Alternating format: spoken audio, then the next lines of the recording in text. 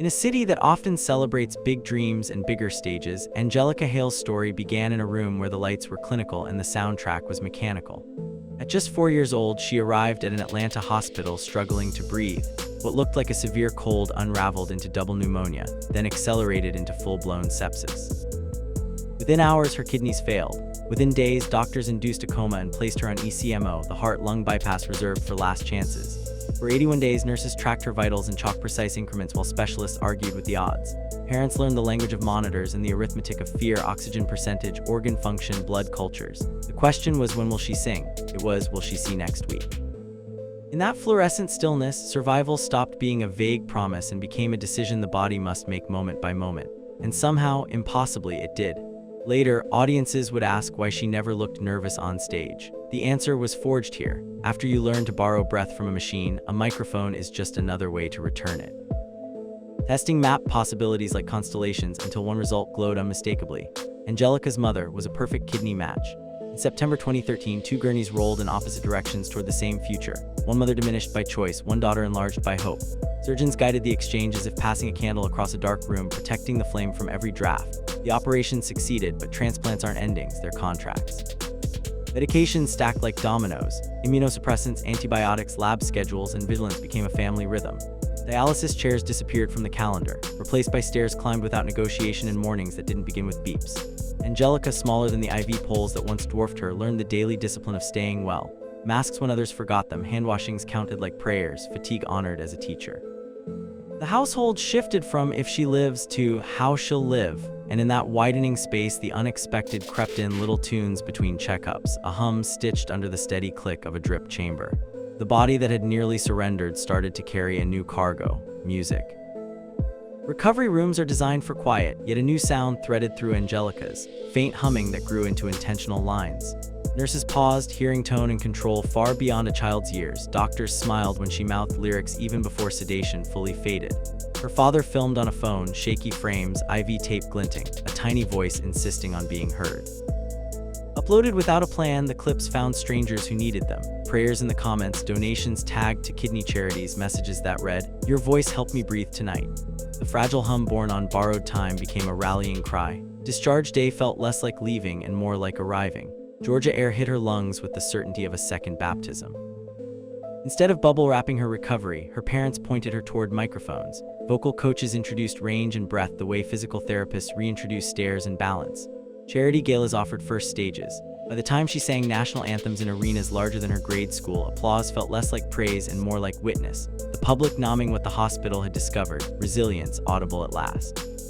In 2017, a 9-year-old Angelica stepped onto America's Got Talent with the disarming poise of someone who has already negotiated with fear.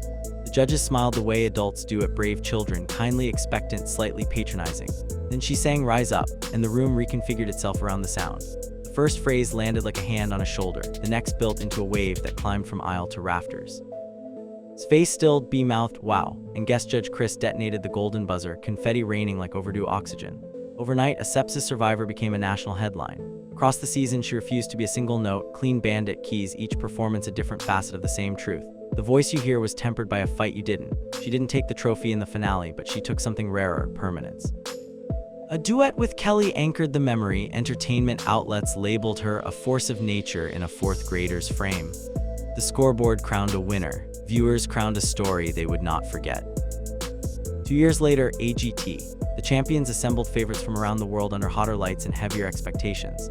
Angelica returned taller, steadier, and unmistakably in command. She chose "Fight Song" and turned lyric into legislation, didn't wait for the cadence. He slammed the golden buzzer mid-surge, making her a rare double gold artist. Social media ignited as Filipino and American pride braided into a thunderclap of hashtags. In the finals, she sang "Impossible," and the room rose before the note finished answering gravity. The label "Prodigy" evaporated. What remained was powerhouse. This wasn't a child revisiting a lucky stage, it was a young artist widening her territory. Between bursts of confetti, another truth sharpened: winning and worth are different currencies. The show minted one, Angelica carried the other.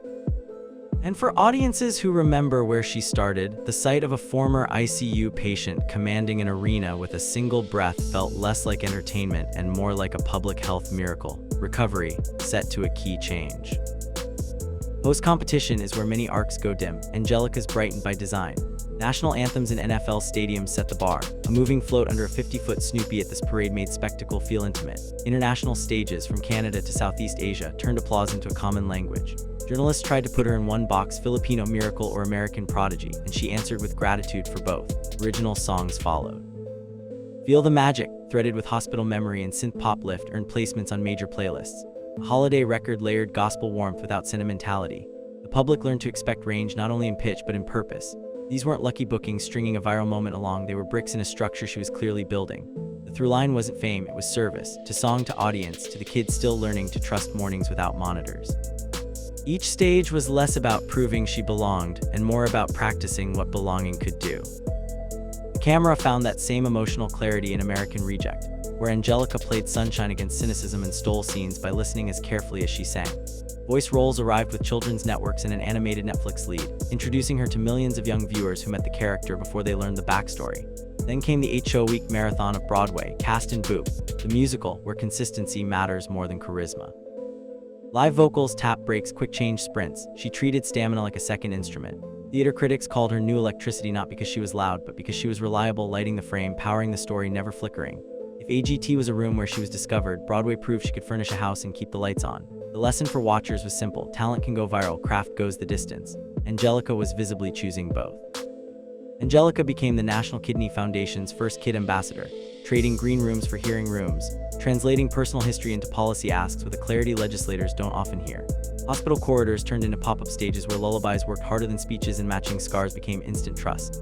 With Sepsis Alliance, she fronted the It's About Time awareness push, teaching parents that a few hours' doubt can cost a lifetime. Messages arrived that no chart position can touch. Your video saved my toddler. Social channels, YouTube, Instagram, Facebook, Tik became scaffolding, not spectacle. Studio sessions alongside advocacy updates. Goofy rehearsal outtakes alongside frank notes on fatigue and boundaries. 2023 platform suspension over age briefly paused sponsorships. She rebuilt calmly and faster, proving that consistency and candor outperform controversy. Turned into donation drives, merch drops into micro grants. Influence, often treated like currency, functioned here like a tool, useful because it was pointed at something beyond itself. The internet, hungry for friction, tried to spin chaos out of a New Year's photo, a balloon in age. Angelica answered with humor and a high note that filed every headline into the past tense. Whispered label negotiations surfaced under code names. Message boards filled in blanks with wishful thinking. She dropped Phoenix Heart on her own terms and listeners did the math. Millions of streams in weeks. Lyrics about borrowed light interpreted as a quiet nod to transplant life. She offered no interviews, just a phoenix emoji, and let the work testify. When she skipped a Fantasy League cast, speculation drafted elaborate theories. A rehearsal room belting challenge hit 8 figures in views and ended the conversation.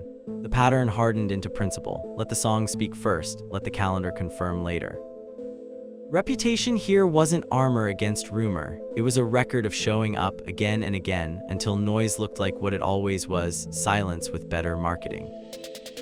10 years on from donation, Angelica marked the anniversary not with nostalgia but with architecture. 10 years strong, a stadium benefit seating AI-driven sepsis detection and family support networks.